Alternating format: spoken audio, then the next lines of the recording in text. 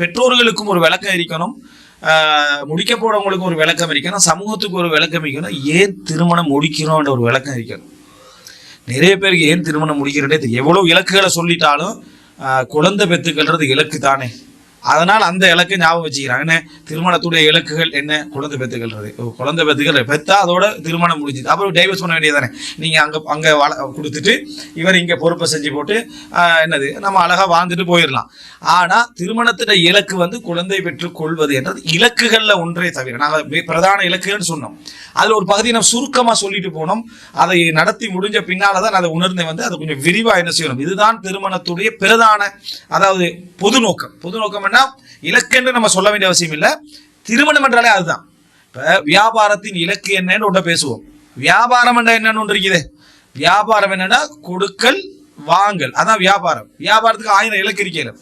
இப்ப திருமணத்துடைய இலக்குகள் என்று நம்ம சொன்னதுல திருமணம் என்றாலே என்ன விளங்கணுமே. திருமணம் அப்படி என்று சொல்றது ஒழுக்கத்தை பாதுகாக்கிறதுக்கான ஒரு இடம். திருமணத்துல நோக்கமும் அதுதான். ஒழுக்கத்தை இவங்க அடுத்தவங்களோட ஒழுக்கத்தை பாதுகாக்க, கணவன் மனைவியுடைய ஒழுக்கத்தை, ஆண் பெண்ணுடைய ஒழுக்கத்தை, பெண் ஆணுடைய ஒழுக்கத்தையும் பாதுகாத்தல் தான் திருமணம். ஸோ திருமணத்தின் இலக்குகள் என்ற டைம்ல எல்லாரும் இலக்குகள்ல பிரதான இலக்குன்னு கிளியரா யோசிச்சுக்கிறாங்க. இது என்ன விளங்கல உங்களுக்கு, திருமணம் என்ன விளங்கல. அதான் திருமணத்தை இஸ்லாம் வலியுறுத்துவேன் தலை போட்ட என்னன்னா, திருமணம் என்ன விளங்குறது. அதையும் எங்க கொண்டு போய் சேர்த்தோம், திருமணம் அக்னிகா பண்ணி சேர்றது அப்படின்னு. அதல்ல, திருமணம் அப்படி என்று சொல்றதே இவர் அவரது ஒழுக்கத்தை பாதுகாக்கிறதும் அவர் இவரது ஒழுக்கத்தை பாதுகாக்கிறதும் தான் திருமணம். இதை தமிழ்ல சொன்னா அவ்வளவு அழகா என்ன செய்யல விளங்குது இல்லை, இங்கிலீஷ்ல சொன்னாலும் விளங்குது இல்லை, அரபுல சொன்னா விளங்கும். நிக்காஹ், அரபுல நிக்காஹ் என்ற அசல் கருத்து, இதுல மொழி ரீதியான முரண்பாடு இருக்குது. ஆனா நிக்காவுக்குரிய பிரதான கருத்துக்கள்ல உண்டு என்ன என்றால் உறவில் ஈடுபடல். நிக்காஹ் என்றால் பிரதான மொழி கருத்துல உண்டு என்னென்றால் உறவில் ஈடுபடல். இதுதான் நிக்காவுடைய கருத்து. அப்போ நிக்காஹ் என்ற ஜவாஜ் என்று சொன்னா ஜோடி சேருதல், அதான் திருமணம். நிக்காஹ் என்று சொல்ற சந்தர்ப்பத்தில் திருமணம் என்ன மொழிபெயர்க்கலாம், பிழையெல்லாம் இல்லை. ஆனா அதனுடைய நேரடி அர்த்தமே இதான். நக்கஹ அப்படி என்று சொன்னால் உறவில் ஈடுபட்டான், உறவில் ஈடுபட்டான்.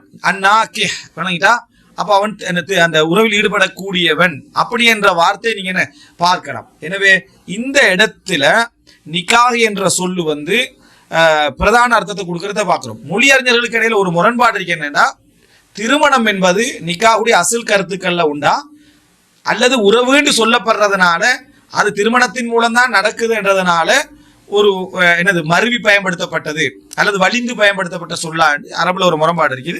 ரெண்டுக்கென்று வச்சுக்கின்றா கூட நிக்காஹ்னுடைய பிரதான அர்த்தங்கள்ல உண்டு என்னன்னா உறவில் ஈடுபடல், அதுதான் நிக்காஹ். திருமணம் அதுதான். அதனாலதான் திருமணம் அப்படி என்று சொன்னோடனே அடுத்த விஷயம் பேசப்படுறது என்னன்னு சொன்னா முதலிரவு, கணவன் மனைவி சேருதல் என்று பேசப்படுறது. இல்லையா டிஸ்கஷன் வச்சுக்கொள்வோம், மாநாடு வைப்போம், கலந்துரையாடல் வைப்போம், அதுக்கு பிறகு வேற என்ன ட்ரிப் போவோம், இப்படியே இருந்துட்டாங்களே. முதலாவது எல்லாருடைய கவலையும் குடும்பத்தில கவனம் எதுல இருக்கும், அந்த பெண்ணுடைய கன்னித்தன்மை சம்பந்தமாக, இவருடைய கன்னித்தன்மை சம்பந்தமாக, இவர் ஒழுக்கம் சம்பந்தமாக, குழந்தை தங்குதல் சம்பந்தமாக இருக்கிறதுக்கு காரணம் உறவில் ஈடுபடுதல் என்றுதான் திருமணம். அதாவது ஒரு வெட்கமான செயலை சமூகமும் குடும்பமும் அங்கீகரித்து தங்களோட வீட்டிலேயே நிகழ்வதற்கு அனுமதிக்கக்கூடிய ஒரு அம்சம். அப்படின்னா என்ன, அது வந்து ஒரு ஒரு மனித இயல்புகளுக்குள்ள ஒரு அழகாக்கப்பட்டிருக்கிறது இந்த நிகழ்வு. அப்போ உறவில் சேருதல் என்பதுதான் அதான் பிரதானமான நோக்கம். இந்த நோக்கம் கொஞ்சம் காலத்துல மறந்துடுறான். மறக்கிறது மட்டுமல்ல, அதுக்கு பழமொழின்னு சொல்லி வச்சிங்க, ஆசை 20 நாள் மோகம் 30 நாள். எந்த கவலை விரக்தி அடைஞ்சவன் சொன்ன பழமொழின்னு தெரியல விளங்கிட்டா. அவன் வந்து அதை கொண்டு வந்துட்டு இதுல கொண்டு வந்து போட்டு அந்த குரூப் வந்து அதுக்கு ஏத்த மாதிரி, அது ஏற்கனவே சொல்லிதான். யார் சொன்னது? ரசூலா சொன்னாங்களா? ரசூலா அப்ப குர்ஆன்ல வந்ததா? இல்ல அது ஏற்கனவே உள்ள வேதங்கள்ல தான் வந்து ஒண்ணும் இல்லை. யாரோ விரக்தி அடைஞ்சவர் சொல்லிக்கிறாரு, ஆசை 60 நாள் முகம் 30 நாள் அப்படின்னு சொல்லி அவர் ஒரு விரக்தியில அவர் சொல்லிட்டு போட்டார். அதை நம்ம வந்து வழிமொழிந்து கொண்டு என்ன சும்மா ஒரு இதுக்கு நம்மளும் சொல்லிக்கலாம், ஒரு பேச்சுக்கு சொல்லிக்கலாம். ஆனா சட்டமாக அதை எடுத்து உள்வாங்கி நடைமுறைப்படுத்திக்கிறத பாக்குறோம். அப்ப அவன் அதை சொன்னதுல இருந்து வெயிட்டிங்ல நிக்கிறான். என்ன இந்த இன்னும் 30 நாள் ஆகல அல்லது 60 நாள் ஆகல, இந்த முடிய போகுது, அதோட சரி சொன்னது சரிதான் அப்படி இந்த மாதிரி ஆயிட்டான். ஆரம்பத்துல ஒரு ஆர்வத்தோட இருக்கிறது, ஒரு ஆர்வம் இல்லாமல் போற இயல்பும் இயற்கையானது. ஆனா இந்த தொடர்ச்சி என்ன செய்யணும், திருமணத்துடைய இலக்குடைய தொடர்ச்சி கடைசி வரைக்கும் இருக்கணும். எனவே திருமணத்தை வலியுறுத்துவது ஏன் என்ற இந்த பகுதியில் பிரதானமான முதல் சப்ஜெக்ட் நம்ம எடுத்துக்கணும். திருமணம் என்பது கணவனை மனைவி எஃபாஃப்னு சொல்லுவாங்க அரபுல. அதுல அம்மாரண்டா நம்ம சொன்னோமே உலகத்தை நிர்வகிக்கிறது, இது எஃபாஃப் அப்படின்வாங்க. இஃபத்தை கொடுத்தல் எஃபாஃப் அப்படி என்ற பகுதியை பிரதானமாக பார்ப்பான். பலதார திருமணம் என்ற ஒரு பகுதி வார சந்தர்ப்பத்தில் கசம் பல மனைவிமார்களுக்கும் இவர் கசம் பங்கு, அதாவது நாட்களை பங்கு வைக்க வேண்டும் என்ற இடத்துல எவ்வளவு காலத்துக்கு ஒரு முறை உறவு என்கின்ற ஈடுபாடு ரெண்டு பேருக்கு இடையில இருக்கணும் என்பதை இஸ்லாமிய அறிஞர்கள் சமுதாயம் அது ஒரு ஆய்வுல செய்யறாங்கன்னு சொன்னா எதனால செய்யறாங்க? திருமணம் என்றதே அதுதான். திருமணம் என்பதே அதுதான். இது இல்லாம திருமணம் கூடாதுன்னு கேட்டா கூடாது என்பது அல்ல. ஒருத்தருக்கு வேற நோக்கங்கள் இருக்கலாம், பாதுகாப்பு, அதை நம்ம சொல்லிக்கிறோம். ஆனால் அது விதிவிலக்கானவர்களுக்கு இருக்கும். ரெண்டு பேருமே உடன்பட்டு நமக்கும் சரி வராது உங்களுக்கும் சரி வராது இருந்தாலும் நம்ம திருமண வாழ்க்கையில வேற வேற இலக்குகளுக்காக நம்ம இணைவோம், அது வேற. ஆனா இதுதான் திருமணத்துடைய அசல் இலக்கு. இலக்கல திருமணமே அதுதான் என்கின்ற சந்தர்ப்பத்தில் இதை நம்ம பிரதானமாக நம்ம தெரிந்து கொள்ள வேண்டும். இதை மறந்து பேசப்படுகின்ற பல திருமணங்களை நம்ம பார்க்கிறோம். இவனுக்கு அந்த தேவை இருக்குது, அவளுக்கு அந்த தேவை இருக்குது. ஆனா திருமணம் பேசுற சந்தர்ப்பத்தில் என்ன செய்யறாங்கன்னா இதை முழுசா மறந்துடுறது. இந்த செக்ஷனை ஒரு அதாவது ஒரு பஸ்ல சீட்டு பிடிக்கிற மாதிரி வச்சுக்கிறான். பண்ணிட்டா பஸ்ல சீட் பிடிக்கிற மாதிரி என்ன, பஸ்ல என்ன நோக்கம்? பிரதான இலக்கு ஊருக்கு போய் சேர்றது தான். சீட் பிடிக்கிறதா நின்றுட்டு போறதான்னு கிடைச்சா இருந்துக்கிறது இல்ல நின்று அந்த மாதிரி இதை வச்சுக்கிறாங்க. அப்படி இல்லை, இது பஸ் பயணம் எங்க போகுதோ அதுதான் இந்த இலக்கு. திருமணம் என்றுடைய இயற்கை சீட் பிடிக்கிற மாதிரி சப்ஜெக்ட் ஒன்று அல்ல. எனவே இந்த பத்த வைக்கிறதா சீட்டு பிடிக்கிற மாதிரி என்ன செய்யணும், வைத்துக் கொள்ள வேண்டும். இது இல்லாதனால, இதை புரியாததுனால இந்த தலைப்பு ஒரு ஒரு ஒரு 10 வருஷங்களுக்கு முன்னால் வேறு அமைப்புல மனைவி கணவனுக்கு செய்யற கடமைங்கிறதுல பேசியிருந்தோம். அப்ப கீழே ஒருத்தர் ஒரு சிலர் கமெண்ட் அடிச்சுக்கிறாங்க, என்னது வெறும் பாலியலாகவே பார்க்கிறார் அப்படின்னு. திருமணம் என்னது, இது வெறும் பாலியலா பார்க்கிறோமா? இந்த குடும்ப வாழ்க்கையை வெறும் பாலியலா பார்க்கிறோம். அப்ப திருமணம் என்ன ஸ்கூல் பாடசாலையா இது, அல்லது என்னது வேற ஏதாவது பள்ளி வாயிலா? இல்ல இதுல பிரதான அதாவது என்ன நினைக்கிறாங்கன்னா எல்லாத்திலையும் இந்த பகுதியை ஒரு அசிங்கமா காட்டுறது ட்ரை பண்றாங்க. இதுல எவன் அசிங்கமாக இதை பார்க்கிறானோ அவன் வெளியே அசிங்கப்படுவான். இதை யார் என்னது எங்களுக்கு அனுமதிக்கப்பட்ட ஒரு உணர்வு அப்படின்னு யார் இதை பார்க்கிறாங்களோ அவன் வெளியே ஒழுக்கமா இருப்பான். இங்க யார் அசிங்க மனைவிட்ட கை கொடுக்கறது அசிங்கப்படுற பாட்டியெல்லாம் இவங்க தான். என்ன மனைவிக்கு சலாம் கொடுக்கறது வைக்க, ஆனா ஊர் உள்ள அந்நிய பெண்களுக்கு சலாம் கொடுக்கலாமான்னு கேள்வி. சரியா, மனைவிக்கு சலாம் கொடுக்கறது வைக்கப்பட்டிருது. அந்நிய பெண்களுக்கு சலாம் கொடுக்கலாமா, அதுல என்ன பிள்ளை ஒரு சகோதரி தானே இப்படி பேசிட்டு இருக்கிறது. ஆனா வீட்டுல மகளுக்கு ஒரு கை கொடுத்து சலாம் கொடுக்குறது அவ்வளவு வைக்க, மகளுக்கு கொடுக்குற அவ்வளவு வைக்க, ஒரு மானக்கா பண்றேன்னா அவ்வளவு வைக்க. அப்ப இப்படியான நபர்கள் சரியாக புரியல. திருமணத்துறை மனைவியுடைய கடமையை சொல்ற சந்தர்ப்பத்தில் என்ன கேள்வியா கேட்பாங்கன்னா இதை எப்படி இதை அணுகிறாங்கிறதுக்காக இதெல்லாம் சொல்லுவாரு. என்ன கேள்வியா கேட்பாங்கன்னு சொன்னால் இஸ்லாம் சொல்லக்கூடிய முக்கியமான மனைவியை கணவன் உறவுக்கு அழைத்தால் அவள் பதில் சொல்லட்டும். பதில் சொல்றது வாஜிப், இல்லைன்னா பாவம் செய்யறான்னு வருது. இதை வச்சு ஒரு சகோதரர் கேட்கிறாரு, முஸ்லீம் அல்லாத சகோதரர் என்ன கேட்கிறாண்டா, இது பெண் அடிமைத்தனமா இல்லையா அப்படின்னு. அப்ப இது என்ன இதுதான் சொல்ற பயோ பிரச்சனை.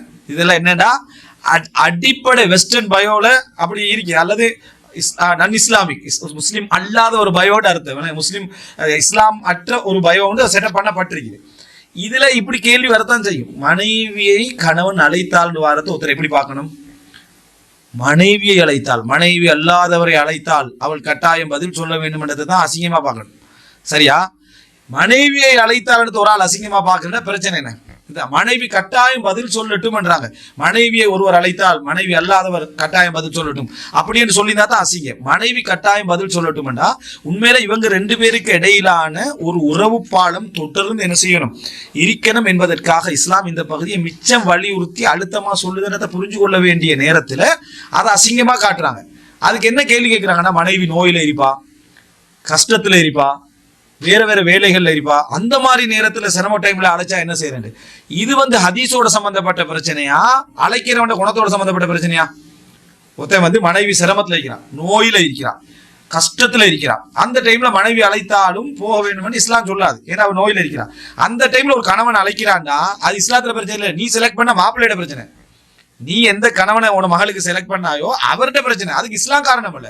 நீ நல்ல அஹ்லாக் உள்ளவனாக, நல்ல பொருத்தம் உள்ளவனாக, புரிந்து கொள்றவனா பார்த்து நீ செலக்ட் பண்ணாம அழைத்தால் போக வேண்டும் என்பதற்காக அவள் சிரமத்திலே நோயிலை மிரிக்கிற டைம்ல அழைச்சாலும் போகணுமா? இது ஆண் அடிமைத்துவம் இல்லை. இது ஆண் அடிமைத்துவம். நீ செலக்ட் பண்ண கணவனுடைய அடிமைத்துவம். அந்த ஆளுக்கு விளப்பம் இல்லாத அஹ்லாக் இல்லாத ஒரு ஆளை நீ செலக்ட் பண்ணிவிட்டு ஹதீஸ் என்ன செய்யக்கூடாது, அப்படி சொல்லக்கூடாது. ஹதீஸ் என்ன சொல்லுதுன்னா அழைத்தால் செல்ல வேண்டும் எப்படி புரிஞ்சு கொள்ளணும்? மனைவி ஆரோக்கியமா இருக்கிற சந்தர்ப்பத்துல, அவங்க நோய் இல்லாம இருக்கிற சந்தர்ப்பத்துல அவங்க வந்து கணவன் அழைக்கிறாருன்னா சந்தோஷப்படும். இன்னும் சொல்ல போனா ஒரு பெண் வந்து கணவன் தன்னை அழைக்கிறதுல சந்தோஷம் தான் படுவார்.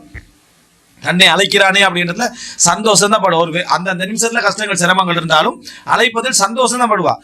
அதை ரெண்டு பேருக்கு இடையில உறவு நீடிக்கிறத சொன்னா இது பாலியல், அசிங்கம், பெண் அடிமைத்துவம், ஒரு வேற மாதிரி பாக்குறாங்க என்ற மாதிரியான சிந்தனை போக்கு எதை காட்டுதுன்னா, திருமணத்தை இஸ்லாம் திருமணம் வலியுறுத்தப்படுறது என்னென்ன இலக்கை என்ன செய்யல அவர்களுக்கு தெரியாமல் இருப்பதை நம்ம இதுல என்ன செய்யறோம் பார்க்கிறோம். அப்ப இது ஒரு பிரதானமான பகுதி. திருமணம் என்பது உறவு சார்ந்தது தான் பிரதானம். திருமணம் என்றாலே இருவருக்கு இடையிலான பாலியல் உறவை தான் என்ன செய்யுது அது குறிக்கிறது என்பதை நம்ம மிக பிரதானமாக புரிந்து கொள்ள வேண்டும். அதைத்தான் அதனாலதான் ரசூலுல்லாஹி ஸல்லல்லாஹு அலைஹி வஸல்லம் வஃபி புதுஇ அஹதிக்கும் சதகா, உங்களது உறவிலும் குடும்ப உறவில் நீங்கள் ஈடுபடுகிற நேரத்திலும் அது தர்மம் தான் அப்படின்னு ரசூலுல்லாஹ் என்ன செய்றாங்க, அதை தர்மத்தின் ஒரு பகுதியாக சொல்றாங்க. ஏன் தவறுல கொண்டு போய் நீங்க அதாவது இந்த மாதிரி நடத்தினீங்கன்னு சொன்னா அது வந்து உங்களுக்கு பாவமாக அமைவது போல, நன்மையில நீங்க ஈடுபடுற டைம்ல, நல்லதுல ஈடுபடுற டைம்ல உங்களுக்கு அது நன்மையாக அமையும் என்று சொன்னாங்க. எனவே திருமணம் என்பது உறவுதான். நிக்காஹ் என்ற சொல் அதைத்தான் என்ன செய்யுது காட்டுகிறது. அதனாலதான் மிச்ச தெளிவாகவே சொல்றதா இருந்தா, ஒருவரை சொல்றாரு இவர் வந்து ஒழுக்கமானவர், இவர் வந்து மார்க்கப்பட்டுள்ளவர், நல்ல சிலரி இருக்கிறாரு, கௌரவமானவர், கண்ணியமானவர், ஃபெமிலி எல்லாம் கொஞ்சம் ஆண்மையில குறைபாடிக்கிறா யாரை கலைமுடிச்சு கொடுக்குறாங்களா? இல்லை, விளங்கிட்டா? ஆண்மையில தானேப்பா குறைபாடு, ஏன் நீங்க அதை தேடுறீங்க, ஏன் ஒரே இப்படி ஒரு காம உணர்வுலையே இருக்கிறீங்க அப்படின்னு எவன் சொன்னாலும் நம்ம ஏற்றுக்கொள்வோமா? ஏற்றுக்கொள்ள மாட்டோம். நமக்கு சில வேளை அவன் கேட்கிற கேள்விக்கு பதில் சொல்ல இல்லாம இருக்கலாம், நம்மளை அசிங்கப்படுத்துற மாதிரி அவன் கேட்கலாம். இவ்வளவு அழகான கணவர், எல்லாம் இருக்குது, ஒழுக்கம் இருக்குது, பணம் அப்படி சம்பாதிக்கிறாரு, எவ்வளவு ஒரு குடும்பத்தை நல்லா பாக்குறாரு, ஆண்மையில தானே இப்ப குறைபாடு, இது ஒரு மேட்டரான்னு கேட்டா உண்மையில சில பொழுது நமக்கு பதில் சொல்ல நம்ம வைக்கப்படுற நிலைமையில இருப்போம். ஆனா கேள்வி பிள்ளைன்றது தெளிவு, கேள்வி பிள்ளைன்றது தெளிவு. அதே போல ஒரு பெண் அழகானவள், ஒழுக்கமானவள், எல்லாமே அவங்க நல்ல பெர்ஃபெக்டான ஆள், இன்னும் சொல்ல போனா வருமானம் கூட நீங்க கூட சம்பாதிக்க தேவையான எல்லாமே இருக்குது, கொஞ்சம் பெண்மை தன்மை என்னது ஆள்கிட்ட குறைவு அப்படி என்று சொன்னா நம்ம என்ன செய்வோம், ஸ்தம்பிச்சுதான் இப்போ இதுக்கு பதில் சொன்னா நம்ம அசிங்கப்பட வேண்டி வரும், அது இல்லாட்டி குடும்பம் அசிங்கப்பட வேண்டி வரும் அப்படி என்று சொல்லி ரெண்டு நிலைமையில நிற்போம்.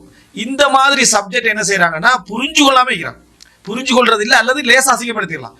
இப்ப சில மார்க்க கேள்விகள் வரும் தெரியுமா, அதாவது ஒரு சில கேள்விகள் கேட்டா இது கூடுமா அது கூடாதான்னா அது ஒரு டிஃபரெண்டா இருக்கும்.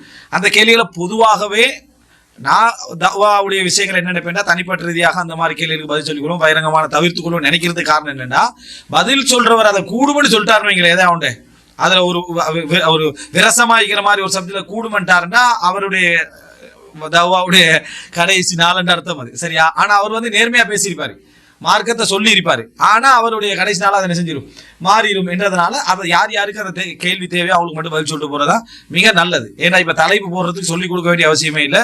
அந்த மாதிரி என்ன அவசரத்துல தலை போட்டு நபித்தோழர் முஜாஹித் நடத்துவர் அபூதர் அவசரத்துல உச்சகட்ட விளையிட்டா இப்படி அந்த மாதிரியா தலைப்புகள் என்ன செய்யுது போயிட்டு இருக்குது. அப்ப இந்த மாதிரி கட்டத்துல எந்த தலைப்பு யார் எங்க போடுவாங்கன்றது இல்லை, எல்லாரும் ஆச்சரியமா பார்த்துட்டாங்க, யார் இது தலைகளா போட்டிக்கிறாங்க, நபித்தோழர் முஜாஹித் நடத்துவர் அபூதர்கள் பாரு, என்ன அவ்வளவு வேகம் எடிட் பண்றது.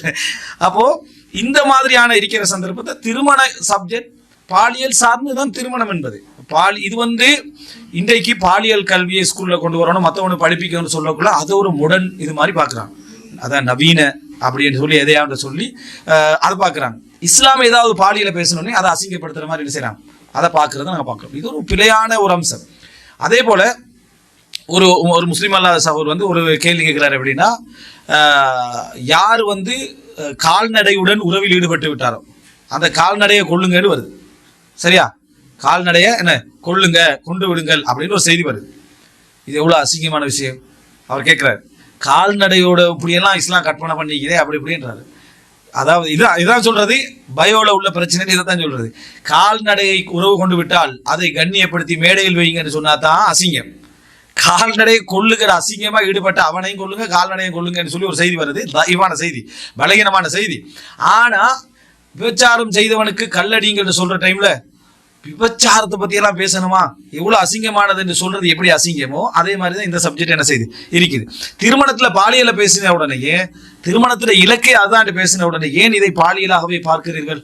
ஒரு மலர் நான் சொன்ன மாதிரி என்ன மலர் தூவிய சந்திர ஒளி அடிக்கக்கூடிய ஒரு உணர்வு ரீதியான ஒரு முறையாக பார்க்கலாமே அப்படின்னு ஒரு கேள்வி. இந்த மாதிரியான நபர்களோடு எப்படி பேசுறேன்னு என்ன செய்யல விளங்கல. கீழே கவுண்டர் கொமெண்ட் எல்லாம் அப்படியே வந்திருக்கு. மனைவியை கணவன் அழைத்தால் போக வேண்டும் ஒரு வார்த்தைக்கு அசிங்கமா கற்பனை பண்றார். யார் அழைச்சா? மனைவி அழைச்சா. யார் அழைச்சா? கணவன் அழைத்தா. திருமணத்துல இலக்கு இது. ஆனா இதே நபர்கள் தான் 50 வயசு 55 வயசு ஆகுள்ள கணவன் திசை திரும்பிட்டார்ன்றது. நீ தான் வெஸ்டிகா எதிர்த்த, திசை திரும்பத்தான் செய்வாரு சொல்ல இயலாமா? எங்களுக்கு சொல்ல இயலாது. அப்போ இதை நம்ம விளங்கிக்கணும்னா, திருமணம் வலியுறுத்துவது ஏன் என்ற பகுதியில திருமணம் என்றாலே இருவருக்குமான இச்சை உணர்வுகளை தீர்த்து கொள்ளல் தான் திருமணம். நாங்க இதுக்கும் எப்படி வழங்குவாங்கன்னு தெரியல. திருமணத்தின் இலக்குகள் நம்ம பேசிக்கிறோம் ஏற்கனவே. அதுல போய் பாருங்க, திருமணத்துடைய இலக்குகள் உலக நிர்வாகத்துக்கே குடும்பம் தேவைன்னு பேசிப்போம். உலக நிர்வாகத்துக்கே குடும்பம் தேவைன்னு பேசிப்போம். உலக பொருளாதாரத்துடைய அபிவிருத்திக்கே குடும்பம் தேவைன்னு பேசிப்போம். அதெல்லாம் மறந்துடுவாங்க. திருமணமே பாலியல்ன்றாரு. இது மட்டும்தான் இவங்களோட விளக்கம். இவ்வளோ நாள் ஒரு தொடர் எடுத்துக்கிறோமே, இந்த தொடர்ல எல்லாம் திருமணத்துடைய பிரதான இலக்குகள் எவ்வளவோ இருக்குதுன்றெல்லாம் சொல்லியிருப்போம். ஆனா திருமணத்துல இந்த இருவரும் காம உணர்வுகளை தீர்த்து கொள்ளல் என்பது இஸ்லாம் அனுமதித்த வழியில தந்திருக்கே என்று சொன்னா அசிங்கமாக பேசிவிட்டார்கள் அப்படி என்று இதை என்ன செய்யறது, சொல்லக்கூடிய நபர்களுக்கெல்லாம் பயோல பிரச்சனை, சந்தேகமே இல்லை. அதாவது அவருக்கு நான் ஏற்கனவே சொன்ன மாதிரி இந்த சிஸ்டத்தை மாத்தி எல்லாம் பிரயோசனம் இல்லை. உன்னோட சிஸ்டத்தை இன்ஸ்டால் பண்றதுக்கு நீ வச்சுக்கிற அந்த சிஸ்டம் பேசிக்கிதே பயோ, அதை மாத்தினா தான் பிரச்சனை. உனக்கு சிந்திக்கிற விதமே இல்லை, நீ சிந்திக்கிற விதமே இல்லை. உனக்கு அதை அட்வைஸ் எல்லாம் பண்ணி எந்த பிரயோஜனமும் இல்லை என்பதை புரிந்து கொள்ள வேண்டும். அப்போ இது ஒரு முக்கியமான ஒரு அம்சம். இதுக்கு பேர் கண்ணியம். சில திருமணங்கள் எப்படி ஆகிக்குன்னா டைவோர்ஸ்ல முடிஞ்சுக்கு. என்னடான்னு கேட்டா, அந்த அந்த ஒரு பெண் புள்ளையை வளர்த்திருப்பாங்க, ஒழுக்கமா வளர்த்திருப்பாங்க, அல்லது ஏதோ சப்ஜெக்ட்ல வளர்த்திருப்பாங்க. அந்த பெண் புள்ள ஒரு ஆண் தன்னை நெருங்குவதை ஒரு அசிங்கமான செயலாக அடிப்படையே தெரியாம இருந்திக்கும். திருமணத்துல கடைசியில கணவன் அவமானப்பட்டுட்டீங்கிறார். ஏன் அந்த பெண் இவர் எனது கொஞ்சம் அசிங்கமா நடந்து கொள்றாருன்னு சொல்லிக்கிறார். இது ஒரு வழக்கு. அதோட அந்த கணவனுக்கு மான மரியாதைலாம் போயிட்டு, என்னடா நம்மளோட பேர் இப்படி ஆயிட்டேன்னு சொல்லி. ஆனா கணவன் மனைவி வழக்கு வருது, காலியாரு தலையில கையை வச்சு இப்ப இதுக்கு என்னடா இப்படின்னு சொல்லி என்னடா பிரச்சனை பார்த்தா, இப்ப கணவன் என்னோட அசிங்கமா நடந்து விட்டா ஒரு மனைவி சொல்றான். மனைவி சொன்ன யாரும் என்ன நினைப்பாங்கன்னா, இதை நினைக்க மாட்டாங்க, இவன் ஏதோ ஒழுக்கம் கட்டுவான் போல, இது வேற சப்ஜெக்ட் தான் நடந்ததுன்னு சொல்லி பார்த்தா அதல்ல. இருவருக்கும் இடையிலான அடிப்படையான உடல் விஷயத்துல பிரச்சனை. அவர் நெருங்குறதை இவன் விரும்பல. இவன் என்ன இப்படி நடந்துக்கல, திருமணம் இதுல ஏதோ சொல்லி கொடுத்திப்பான் போலக்கு, சமைக்கிறது அப்படிதான் வாழ்றதுன்னு சொல்லி கொடுத்திப்பான் போலக்கு. இந்த பிரச்சனை காதியாருக்கு கடைசியில 2-3 தடவை சேர்த்து வச்சு ஒன்னும் சரி வராம பிரிக்கிறதா நடந்தது. இப்படி பலருக்கு இல்லை. ஒரு பெண் திருமணம் முடிச்சா இவரை முடிக்காதீங்கன்றாங்க ஆக்கள். என்னடான்னு கேட்டா தொழுகிறது, நோம்பு பிடிக்கிறது, அது மட்டும்தான். இதை ஒருத்தர் சொல்றாரு, சரி அப்படி இருக்காது, 2-3 டைவோர்ஸ் நடத்துட்டு வைங்களேன், அப்படி இருக்காது, இவன் ஏதோ தவறா விளங்கிக்கிறான்னு ஒருத்தர் நம்பி திருமணம் முடிக்கிறாரு. பாத்தினோர் அவரு கிளம்பையில டைவோர்ஸ். அவரு என்னடா பார்த்தா உண்மையாதான் என்ன, இந்த இலக்கு அவங்களுக்கு திருமணம் முடிச்சாச்சு, நான் தொழுவேன், நீ உழைக்கப்போ எந்த மாதிரியான ஒரு நிலைமை வருவதை பார்க்கிறோம். மற்ற செயல் அசிங்கமாக, இது விதிவிலக்கான சப்ஜெக்ட். எனவே திருமணத்துல இதுதான் இலக்கு என்பதை நம்ம என்ன செய்யணும், புரிந்து கொள்ள வேண்டும்.